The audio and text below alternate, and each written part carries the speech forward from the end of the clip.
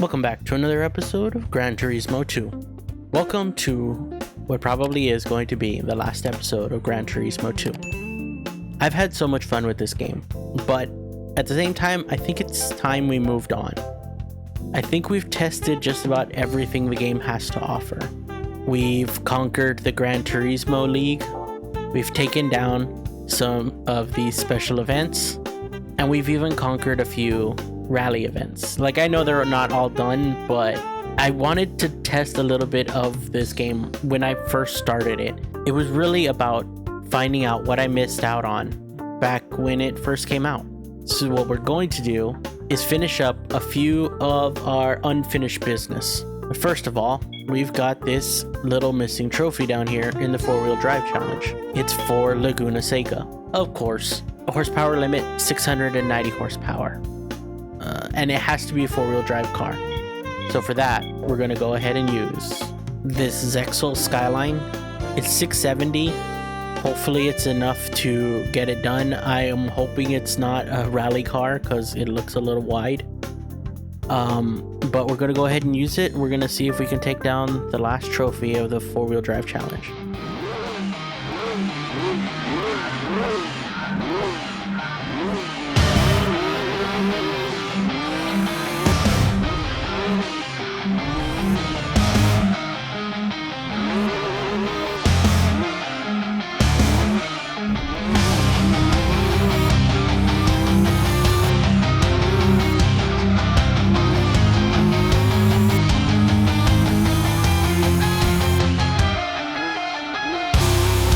Let's go.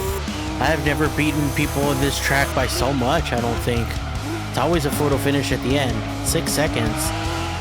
What about last place? 11 seconds. Wow. Second lap, always the fastest. First place money.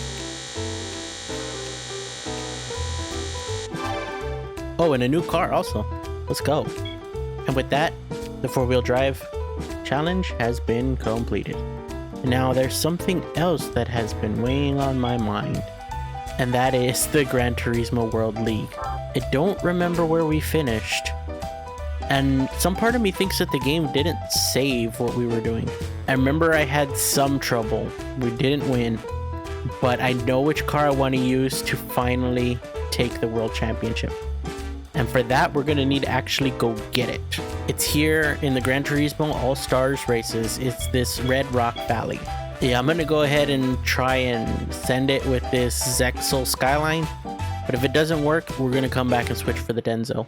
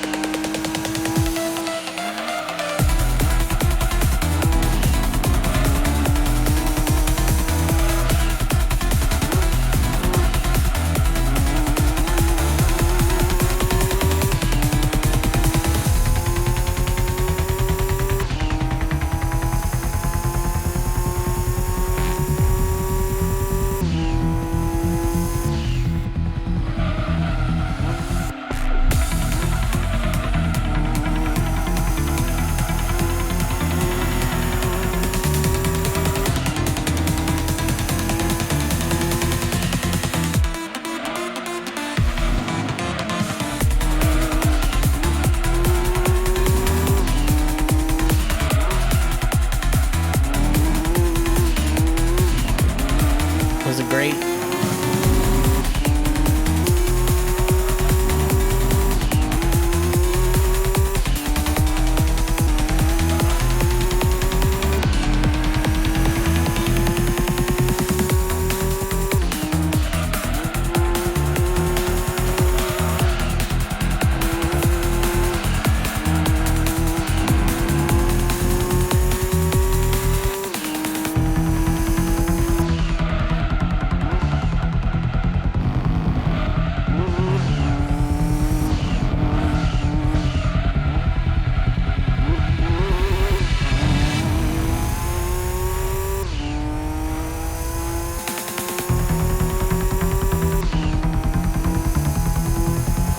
Let's go. That car got really close there at the end.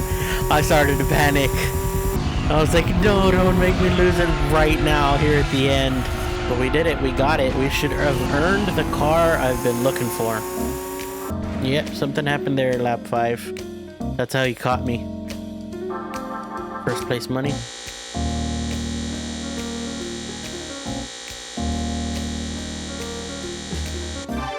Almost made up for all the money we've used in the last few weeks. And that means we should have the car I've been waiting for sitting right in our garage. And that would be the most disrespected car in this game, the TVR 12. And I only say that because I always sold it. I just grabbed it and sold it.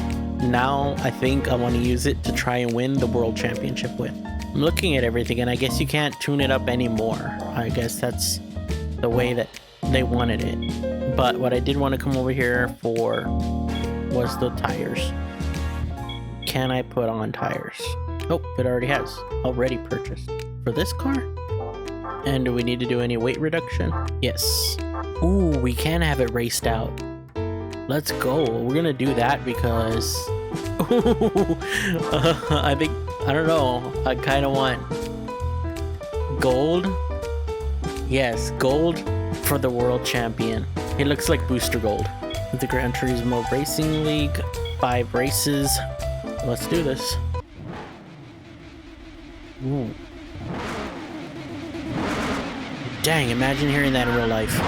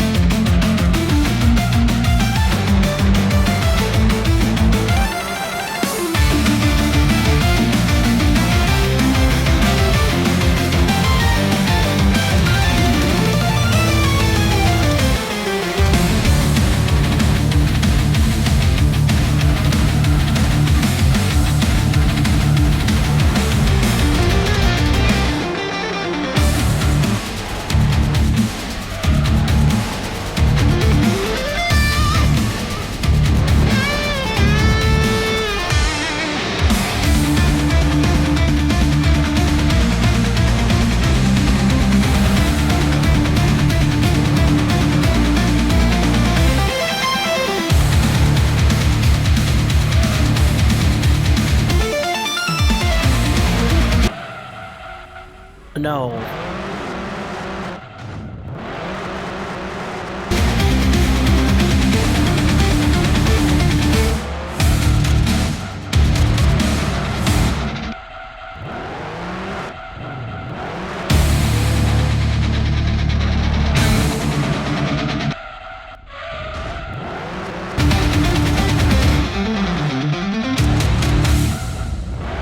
I'm beginning to think that this car is a drag car. That's why it had so much horsepower. I know we picked up a something before that had 1,000 horsepower. And I was like, when would you even use that? And I thought to myself that it probably wouldn't be able to turn This one's having so much trouble turning. Unless I'm just having trouble controlling it. But it is rear-wheel drive. And the past couple weeks have been a lot of four-wheel drive cars. The rally. And the four-wheel drive challenge.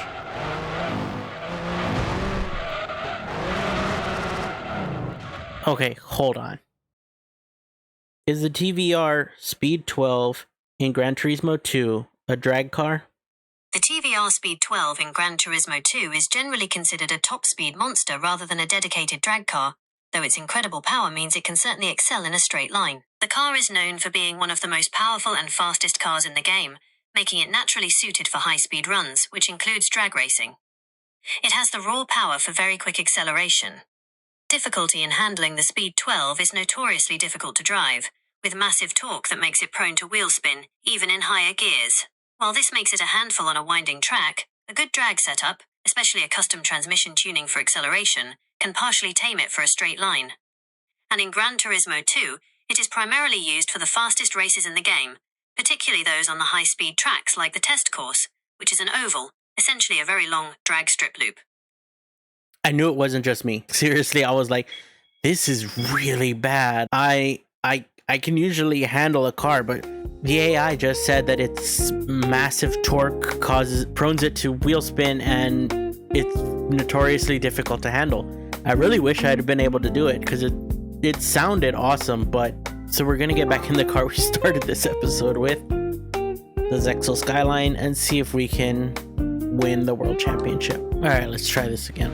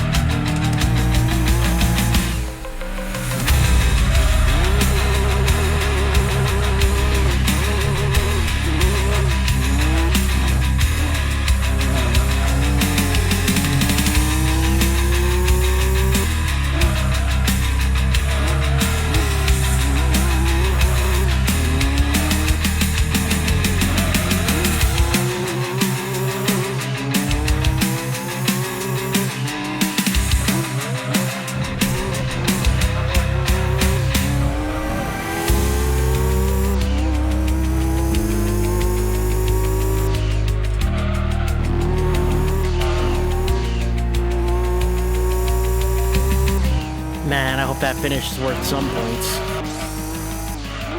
2. Okay, everybody gets points. It feels better than the TVR 12, but I don't know what it is about that mountain that just like got in my head.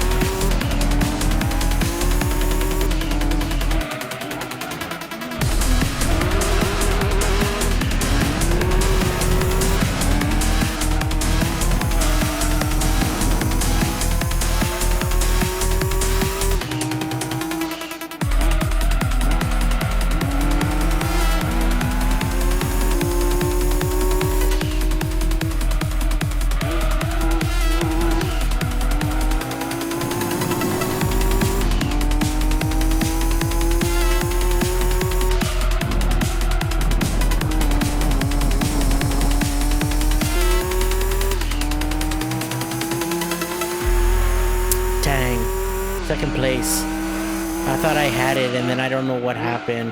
The times probably say that I slowed down on the 4th lap or something. 6 for that. That puts us in 3rd place. Wow, 4th lap was actually really good. I don't know why I lost it.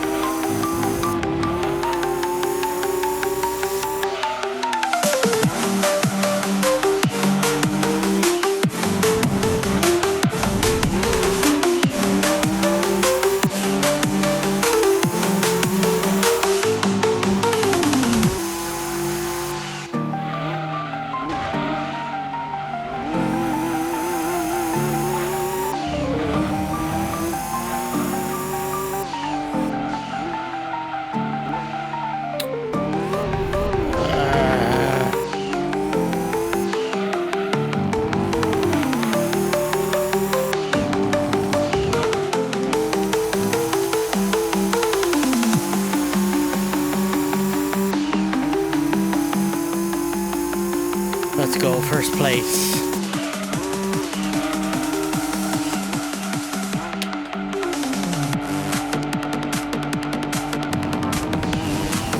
And that gives us 8 points. And in the World Championships, we have 16.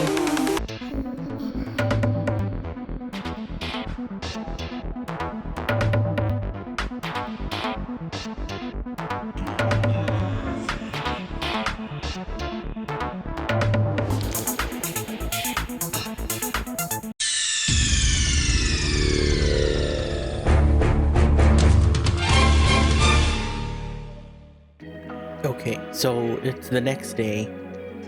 I'm up extra early. I really wanted to get this done. And after looking through every single car I have, to find the car that I was most comfortable with, I picked a 4-wheel drive. And it seems fitting that it's the exact same car we took to the World Championships last year.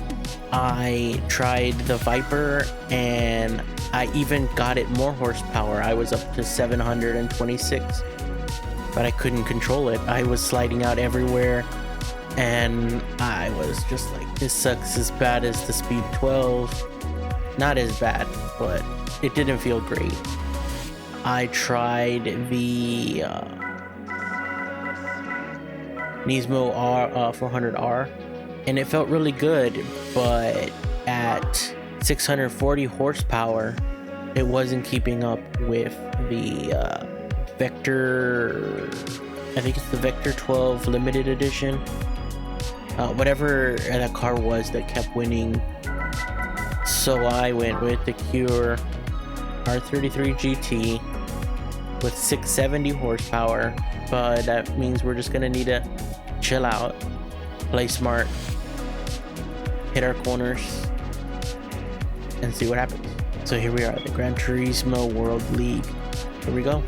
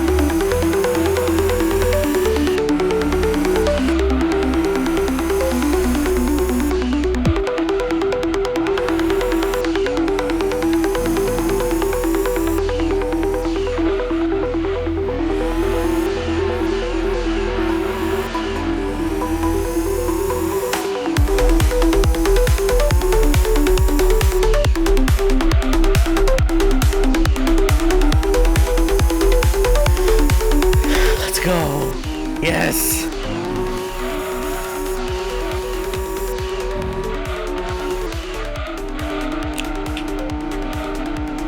And it's not even here. I knew the game was gonna do this to me. I felt like when I was going through the pack, I'm like, that Vector 12 is not here.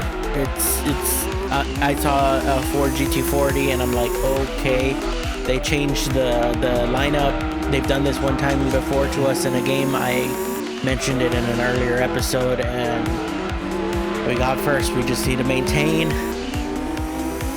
race our race, and don't worry about them. There's our classic. The longer I stay in this race, the higher my times go. Okay, we gotta keep going.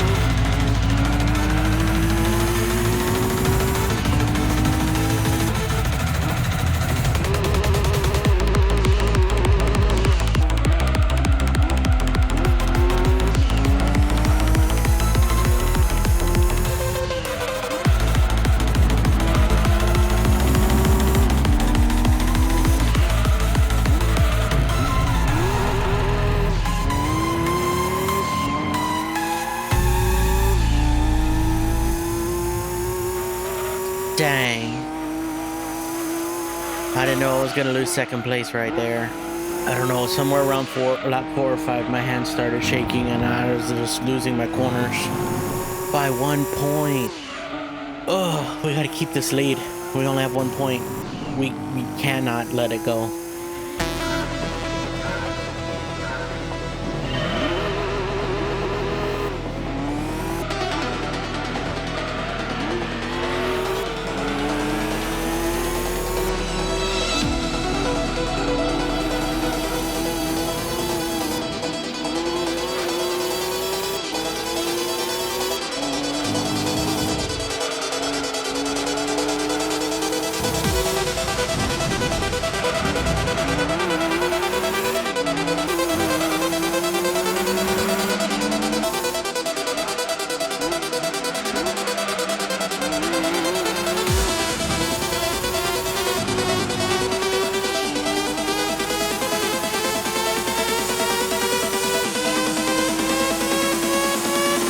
Let's go. I think I figured it out. I need to stop going flat out through every corner thinking that I'm just gonna slide it through, because for whatever reason this car's not like giving me that little bit of slide to hit the corners. If I slow down and take the corner like a normal human being, then I can do it. Okay, we got a 3-point lead here. We can do this. What a launch.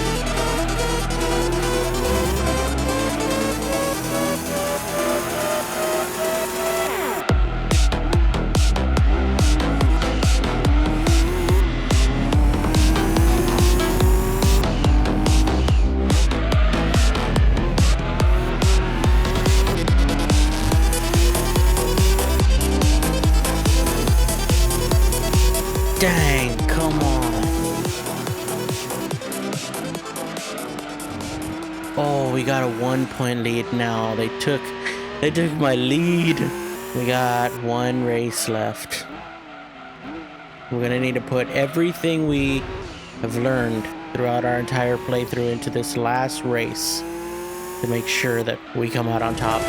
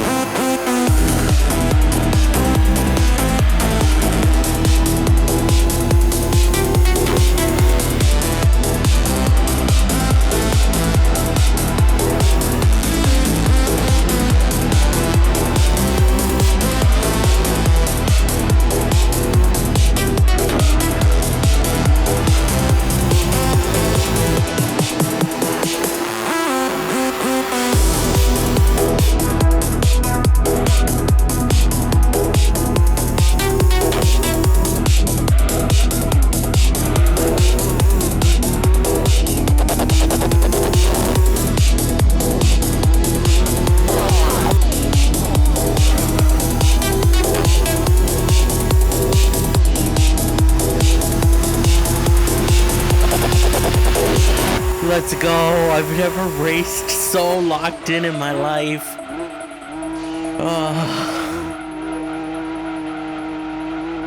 We did it. Look at those gaps, dude. I did not lift off. Like right there, like the game's lifting off and hitting the brakes. I didn't through there, flat out. Just go hit the brakes right about here. Even more before the game, and then start accelerating before the computer's doing it, and then almost flat around the whole circle. But yeah, he hit the brakes. That's probably how I started getting these little thingies. Once those engines just finally drifted away, I could focus on my own race, and it's just like hit the apex, hit the brakes at the right time, flat out everywhere else. 8 points. That should be enough for the World Championship. Let's go. Ooh, that first lap is really far compared to the other ones, but let's go. We finally did it.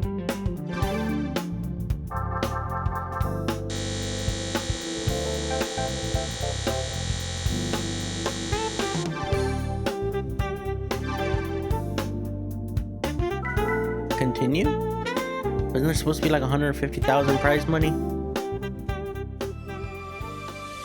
Oh, let's go! A little trophy.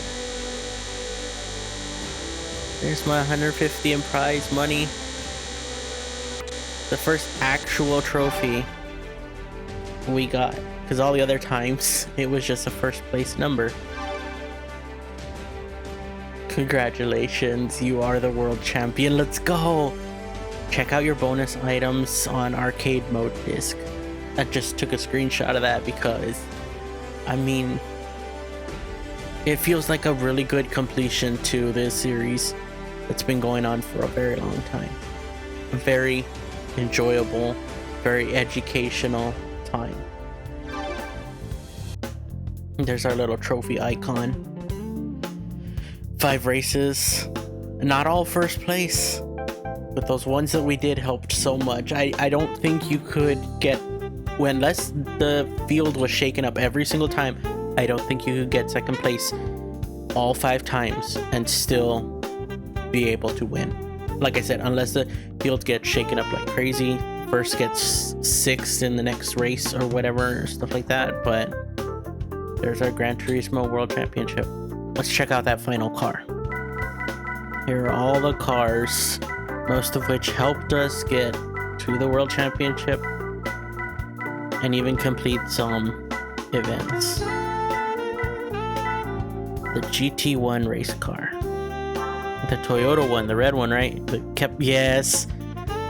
Every time I saw that thing right behind me, I was just panicked. 672. It only had 2 more horsepower, but dang, the thing is probably gripped up beyond belief and aerodynamically designed to probably beat everything in the world. And I did it with what looks like a rally car. But here's the car. World Championship winning car. I do think the 4-wheel drive really helped me out, because even if I had, as we've seen with the Speed 12, that you could have all the horsepower you want, but if you can't control it, what's the point? This is, as I said at the beginning of the episode, the final episode. There are still plenty more events for us to complete. Well, really, for me to complete, as this is the last episode of Gran Turismo 2. And it's not like I don't want to do them. I do. Sometimes I get a headache because the environment is popping in the background. And all along, I've been too afraid to mess with the DuckStation settings. I know you can make it full screen. I know you can make it like 4K. I know you can increase the frame rate, and you can do all kinds of really amazing things with DuckStation. But I was afraid that I was going to mess it up in some fundamental behind the scenes way and not lose my save game, because that'll always be there, but lose the ability to play or even record. The last couple episodes, I have been playing with a 4K monitor, and that has significantly changed the way I have to record. The video is up in a corner, basically like this.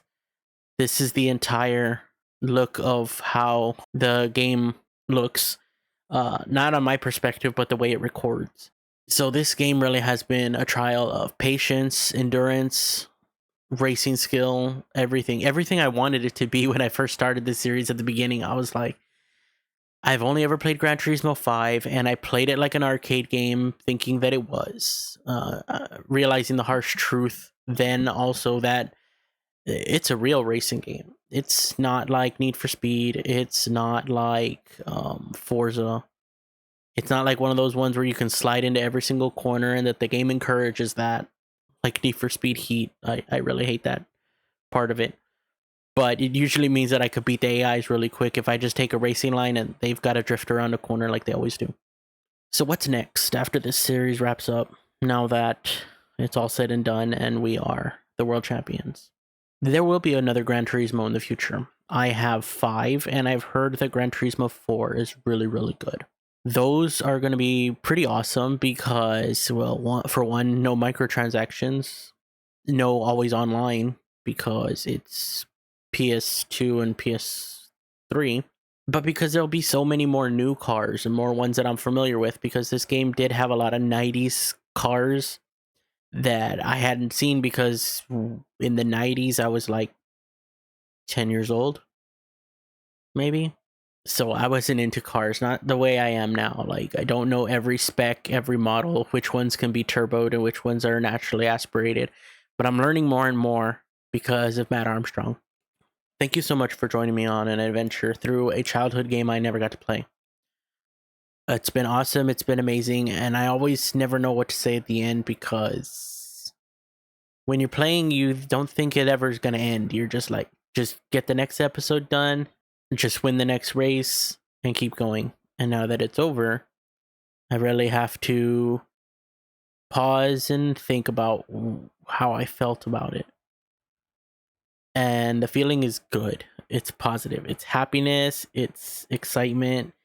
It's like, what do the other Gran Turismo have? What other races are there? How do the other games handle rally? And because the license test made you do rally races, it made me really interested in games like Dirt and, I don't know, other rally games. I know I just heard at time of recording that Assetto Corsa is having a rally game. That game looks amazing, and that is a reason right there that makes me go, I need to get a better computer. I need to get an insane computer, and I need a racing wheel, because I want to do that. I like the way that, at least in this game, the cars slid around, the way that well, the way you can slide cars in rally. The rally episodes were literally some of my favorites to do. I didn't mind doing it over and over and over again. They did take a long time to do, but it made me a better driver. It made me realize that if I can slide the car like this on purpose, then when the car slides out, I can save it. Most times. Don't forget to like this video, subscribe, and I'll see you next time.